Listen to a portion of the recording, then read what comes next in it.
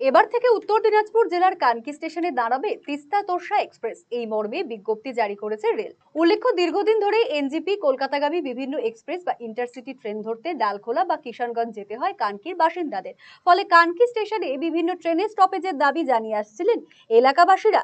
কিছুদিন আগেই উত্তর পূর্ব সীমান্ত রেলওয়ে কানকি রেল স্টেশনের প্ল্যাটফর্ম সম্প্রসারণের কাজের সূচনা হয়। কাজ সম্পূর্ণ হলেই রায়গঞ্জের সাংসদ কার্তিক চন্দ্র পাল তাদের দাবি পূরণের আশ্বাস দিয়েছিলেন। যদিও তার আগেই দূরপাল্লার দুটি ট্রেনের স্টপেজ পেল কানকি। রেলের জারি করা বিজ্ঞপ্তি অনুযায়ী শিয়ালদা নিউ আলিপুরদুয়ারগামী তিস্তা তোরসা এক্সপ্রেস ও কাটিয়া শিলিগুড়িগামী ইন্টারসিটি আগামী দিনে স্টপেজ দেবে কানকিতে।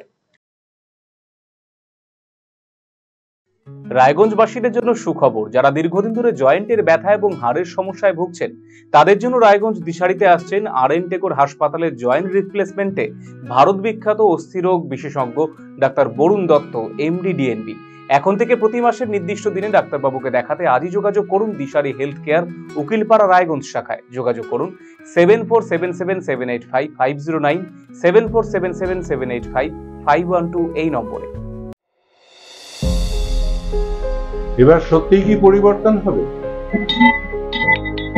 না, এবার একটা পরিবর্তনের দরকার। কি পরিবর্তন চাও? কে করবে পরিবর্তন?